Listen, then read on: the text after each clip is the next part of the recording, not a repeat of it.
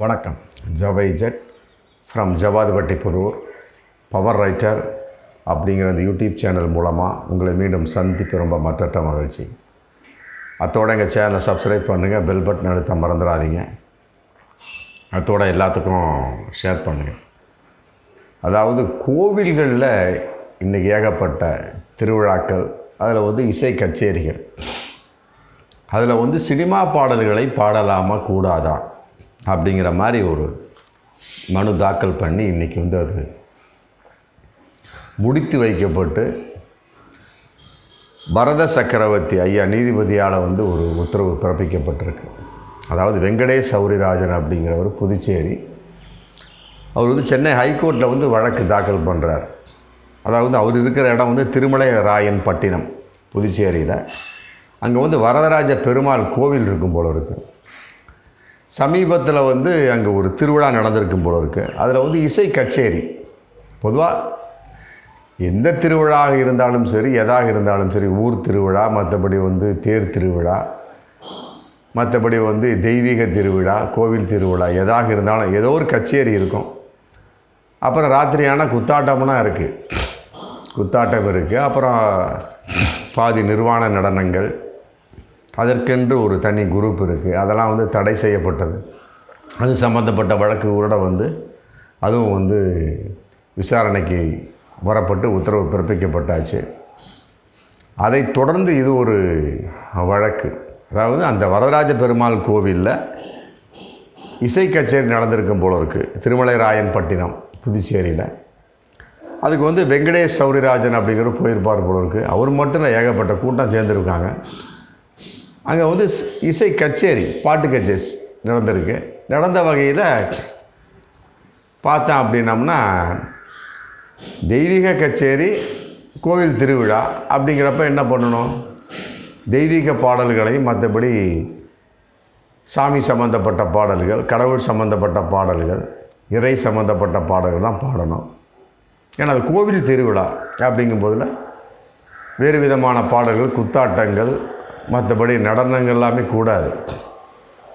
அதெல்லாம் நடந்துக்கிட்டு இருந்து இன்றைக்கி உத்தரவின் அடிப்படையில் அதெல்லாம் தடை செஞ்சாச்சு. இருந்தாலும் அங்கங்கே நடந்துக்கிட்டு தான் இருக்குது. அதை யாரும் கண்டுகொள்வதாக தெரியவில்லை. ராத்திரி கரெக்டாக 12 மணிக்கு குத்தாட்டம், நிர்வாண நடனங்கள், பாதி நிர்வாண நிலை, இதெல்லாம் நடந்தது. இன்றைக்கும் எங்கெங்கே இலைமறைக்காயாக நடந்துக்கிட்டு தான் இருக்குது. அதன் அடிப்படையில் இங்கே ஒரு இசை கச்சேரியில் சினிமா பாடலை பாடினாங்கன்னு சொல்லி போட்டு கோர்ட்டில் கேஸ் போட்டிருக்கேன், சென்னை ஹைகோர்ட்டில்.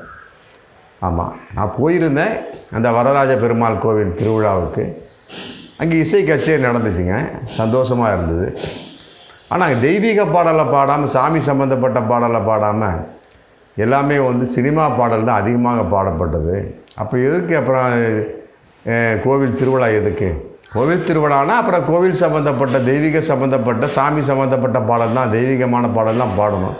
அதை விட்டு போய்ட்டு சினிமா பாடல்னால் அப்புறம் எதுக்கு? அங்கே கோவில் திருவிழா தேவையில்லை. தனியாக ஒரு மேடையை போட்டு ஒரு பொது வெளியில் பாடிட்டு போயிடலாம். அப்புறம் எதுக்கு கோவில் திருவிழான்னு எதுக்கு இருக்குது? அங்கே எதுக்கு பாட்டு கச்சேரி? அங்கே தெய்வீக மனம் கவனக்கூடிய பாடல் தான் பாடணும்.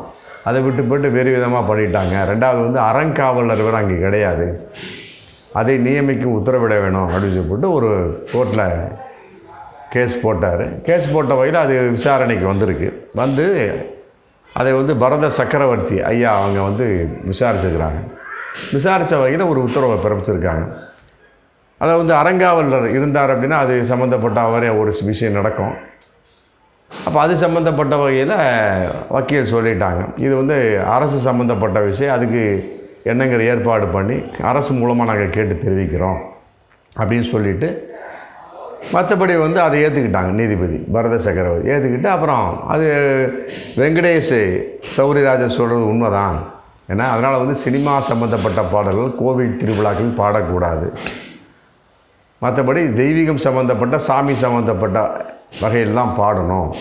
அதனால் கோவில் திருவிழாக்கள் இனிமேல் சினிமா பாடல்கள் பாடுவது தடை விதிக்கப்படுகிறது, பாடக்கூடாது அப்படின்னு போட்டு ஒரு உத்தரவை பிறப்பிச்சு வழக்கை தள்ளுபடி பண்ணிடுறாங்க. நல்ல விஷயந்தான், அதில் ஒரு மாற்று கருத்து இல்லை.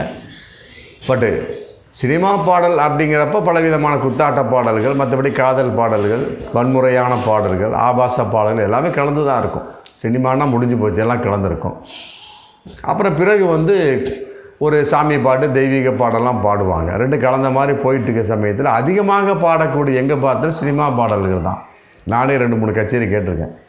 ஆமாம், போய் நின்று அப்படின்னா அந்த ஆடிக்கு கூழ் ஊற்றுவாங்க இல்லையா, அப்போ வந்து ஏகப்பட்ட கச்சேரி நடக்கும். மாரியம்மன் கோவில்லாம் திருவிழாக்கள் நடக்கும். பார்க்கக்கூடிய சமயத்தில் எங்கே பார்த்தாலும் நம்ம விநாயகர் சம்மந்தப்பட்ட கோவிலில் திருவிழாக்கள் நடக்கும். இந்த விநாயகர் சதுர்த்தியில் வந்து நடக்கும். அப்போ கூட ஏகப்பட்ட இசை கச்சேரி நடந்திருக்குது. பார்க்கக்கூடிய சமயத்தில் என்ன பண்ணுவாங்க, பாடுவாங்க. சாமி பாடல் பாடுவாங்க, தெய்வீக பாடல் பாடுவாங்க. அது ஒரு 5 பாடல் பாடினா இது ஒரு 50 பாடல் பாடுவாங்க, முடிஞ்சு போச்சு. அப்படிங்கிறப்ப அது சினிமா பாடல் அதிகமாக பாடக்கூடிய ஒரு சம்பந்தமாக தான் எனக்கு தெரியும். அப்படி இருக்கக்கூடிய சமயத்தில் இன்றைக்கி வந்து சினிமா பாடல் கூடாது, கோவில்களில் பாடக்கூடாது, இசை கச்சேரி அப்படிங்கிற மூலமாக அப்படிங்கிற உத்தரவு வந்தாச்சு. இனிமேல் அதை வந்து அங்கே இருக்கக்கூடிய அறங்காவல்துறை நிறுவனர்கள், மற்றபடி அங்கே இருக்கக்கூடிய அந்த பொறுப்பாளர்கள் தான் கவனிக்கணும். ஆமாம், அதை ஏதோ ஒரு தடை செஞ்சிடறாங்க. மற்றபடி வந்து தெய்வீகம் சம்மந்தப்பட்ட பாடலை பாடிடுறாங்க வைங்க.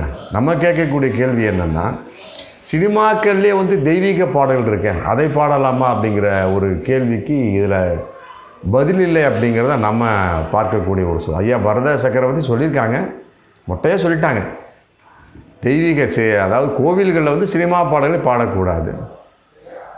ஆமாம், அதே நேரத்தில் சினிமாக்கள் இருக்கக்கூடிய தெய்வீக பாடல்களை பாடலாமா அப்படிங்கிற கேள்விக்கு அதில் பதில் இல்லை. எதிர்த்தரப்பு வந்து மேல்முறையீடு போகிறாங்களா அப்படிங்கிறது, இதில் மேல்முறையீடு போக மாட்டான்னு நினைக்கிறேன். ஏன்னா தெய்வீகம் சம்மந்தப்பட்ட இதையாப்பா போய் எடுத்துகிட்டு கிடக்கிறா, ஏன்னா எதிர்பார்ட்டி அப்படிங்கிற மாதிரி கிடையாது. அப்படிங்கிறப்ப அவங்க ஒரு இருந்தாங்கன்னா மேல்முறையீடு போவாங்க. இது மேல்முறையீடு வராது. இருந்தாலும் வந்து ஐயா வந்து இன்னும் கொஞ்சம் விளக்கமாக சொல்லியிருந்தால் நன்றாக இருக்குமோ அப்படிங்கிற ஒரு சிந்தனையின் வெளிப்பாடாக நம்ம பேசக்கூடிய ஒரு சூழல். அதாவது சினிமா பாடல்கள் பாடக்கூடாது கோவில் வளாகத்தில், ரைட்டு, ஓகே, இசை கச்சேரி என்ற முறையில். அதே நேரத்தில் சினிமாவில் வரக்கூடிய தெய்வீக பாடல்களை பாடலாமா? தெய்வீக பாடல்களை மட்டும்தான் பாடணும் கோவில் வளாகத்துக்குள் இசை கச்சேரி என்ற முறையில். அதே நேரத்தில் சினிமாவில் வரக்கூடிய தெய்வீக பாடல்களை பாடலாமா அப்படிங்கிறதுக்கு விளக்கம் இல்லை. அப்படி பார்க்கக்கூடிய சமயத்தில் நிறையா இருக்குது. ஆமாம், அதை வச்சு ஒரு வேளை வெங்கடேஷ் சௌரிராஜன் கோர்ட்டில் கேஸ் போட்டுக்காரா அப்படிங்கிறது தெரியல. ஏன்னா அந்த இசை கச்சேரி கேட்டால் தான் தெரியும். ஆமாம், நாங்கள் தெய்வீக பாடல் தான் பாடணும், அது வந்து சினிமாவில் உள்ள பாடல் தான், நீங்கள் வந்து சினிமா ஒரு பாடல் மட்டும் நினச்சிக்கிட்டீங்க, தெய்வீகத்தை மறந்துட்டீங்க அப்படின்னு கூட அது சம்மந்தமாக விளக்கம் கொடுக்க போகிறாங்களா அப்படிங்கிறது தெரியல. ஏன்னா மேல்முறையீடு போகிறதுக்கு வாய்ப்பு இல்லை. ஏன்னா குறிப்பிட்ட ஒரு ஆர்கெஸ்ட்ரா மேலே கேஸ் போட்டிருந்தால் அவங்க மேல்முறையீடு போவாங்க. ஒரு குறிப்பிட்ட ஆர்கெஸ்ட்ரா மேலே கேஸ் போடல வெங்கடேஷ் சௌரிராஜன். சும்மா மொட்டையாக ஒரு விஷயத்தை சொல்லியிருக்கிறாரு, நல்ல விஷயந்தான். ஆனால் இதில் பல இடர்பாடுகள் இருக்குது. ஆமாம், நீதிபதி பரத சக்கரவர்த்தியை தான் சரி விளக்கமாக சொன்னால் ரொம்ப நன்றாக இருக்குது. அதாவது இப்போ பாருங்களேன், சினிமாவில் வரக்கூடிய சாமி பாடல் நிறையா இருக்குது, இந்த மாதிரிலாம் இருக்குது. அகர முதல எழுத்தெல்லாம் அமைத்து வைத்தாய் தேவி, அது ஃபுல்லாகவே வந்து கம்ப்ளீட்டாக தெய்வீக பாடல். சரஸ்வதி சபதத்தில் வரக்கூடிய ஒரு பாடல் சிவாஜி கணேசன் ஐயாவோட படத்தில். அப்புறம் இன்னொரு பாடல் இருக்குது வைகாசி பரதாசில், நல்ல அற்புதமான பாடல். அது ஒவ்வொரு வருஷமும் கூழ் ஊற்றுற சில திருவிழாக்களுக்கு என்னை கூப்பிடுவாங்க, போவேன். எப்படியும் அது கட்டாயமாக அந்த பாட்டை பாடுவோம். மாரியம்மா மாரியம்மா திரிசூழியம்மா நீதியம்மா பலகோனி நன்ன வைகாசி படந்தாச்சு மாரியம்மா, அந்த பாடல் எல்லா கோவில் விசேஷத்துலையும் அந்த பாட்டை பாடுவாங்க. அதே மாதிரி வந்து இன்னொரு பாடல் இருக்குது, அதாவது திருப்பதி மலை வாழும் வெங்கடேசா, திருமலை நகர் வாழும் சீனிவாசா, ஏழுமலை வாசா, சீர்காழி கோவிந்தராஜன். இந்த வெங்கட குரல் அதுக்கு தகுந்த மாதிரி ஒரு ஆளை பிடிச்சி போடுறாங்க. இந்த பாட்டில் கேட்டிருக்கிறேன், அருமையான. இது வந்து சினிமா பாடல் தான், ஆனால் தெய்வீக பாடல். இந்த மாதிரி பாடல்களை பாடலாமா கோவில் வளாகத்துக்குள் அப்படிங்கிற ஒரு கேள்விக்கு பதில் இல்லை. சினிமா பாடல்னு பார்த்தா பாடக்கூடாது, ஆனால் தெய்வீக பாடல் பார்த்தா பாடலாம். இப்படிப்பட்ட சினிமாக்கு வரக்கூடிய தெய்வீக பாடல்களை பாடலாமா அப்படிங்கிறதுக்கு தெரியல, விளக்கம் வரவில்லை. அதே மாதிரி இந்த பாட்டு, பழம் நீ அப்பா ஞான பழம் நீ அப்பா, தமிழ் ஞான பழம் நீ அப்பா, திருவிளையாடல். இதுவும் ஒவ்வொரு கோவில் திருவிழாக்களையும் பாடுவாங்க. அற்புதமாக இருக்கும். அப்படியே புல்லரிக்கக்கூடிய அந்த இசையெல்லாம் பார்த்தோம்னா அப்படியே நமக்கே சாமி வந்துடுமோ, ஒரு மிரேக்கிள் வந்துடுமோ, ஒரு ஏதாவது ஒரு இது மாதிரி வந்துடுமோ அப்படின்னு வாழ்க்கை பயமாக இருக்கும். அந்த மாதிரி பாடல். இது சினிமா பாடல் தான். ஆமாம், இதையெல்லாம் விட இன்னொரு பாடல், ரெண்டு கலந்த மாதிரி ஒரு பாடல் இருக்குது. கவலைப்படாதே சகோதரா, உங்கள் அம்மா கருமாறி காத்து நிற்பா, காதலைத்தான் சேர்த்து வைப்பா, கவலைப்படாதே சகோதரா. இந்த பாடல் பாடலாமா? இது ரெண்டும் கட்டாம் பாடல். சினிமா பாடல்லையும் சேரும், இதுலேயும் மற்றபடி காதல் சம்மந்தப்பட்ட இதில் கோவில் சம்மந்தப்பட்ட வரிகளும் இருக்குது. இப்படிப்பட்ட ரெண்டும் கட்டாம் பாடல்களா, ரெண்டும் கலந்த பாடல்களான்னு தெரியல. ஐயா, நீ பரத சக்கரவர்த்தி ஐயா தான் இதுக்கு முடிவு சொல்லணும். இந்த மாதிரி பாடல்களை பாடலாமா அப்படிங்கிற ஒரு கேள்வி இதில் வருது. இதையெல்லாம் விட இன்னொரு விஷயம், இது சினிமா பாடல் இல்லை, ஜேசுதாஸ் பாடின ஒரு பாட்டு.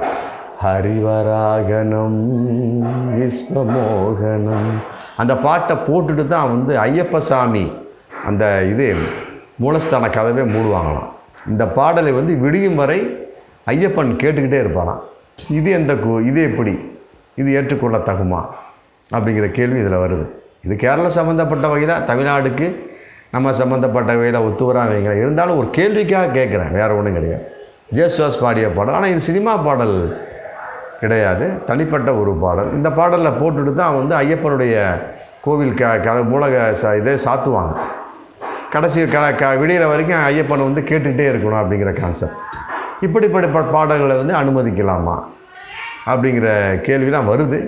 பட் பரத சக்கரவர்த்தி ஐயா இன்னும் அதை விளக்கமாக மொட்டை அதே டோட்டலாக சொல்லிட்டாங்க. கோவில் வளாகத்துக்குள் சினிமா பாடல்கள் கூடாது. ஆமாம், அதோட முடிச்சிட்டாங்க. மற்றபடி சினிமாவில் வரக்கூடிய சாமி பாடல்களை கோவில் வளாகத்துக்குள் பாடலாமா? இப்படிப்பட்டு ரெண்டும் கட்டான் கவலைப்படாதே சகோதரர் அப்படிப்பட்ட பாடல்களை பாடலாமா? மற்றபடி ஜேசுதாஸ் ஐயப்பன் கோவிலில் வைக்கிறாங்க பற்றி அந்த மாதிரி பாடல்களெல்லாம் பாடலாமா அப்படிங்கிறது கொஞ்சம் விளக்கம் தந்தால் ரொம்ப நன்றாக இருக்கும். ஆமாம், ஏன்னு கேட்டால் இதெல்லாம் நாளைக்கு பிரச்சனைக்குரிய விஷயம்.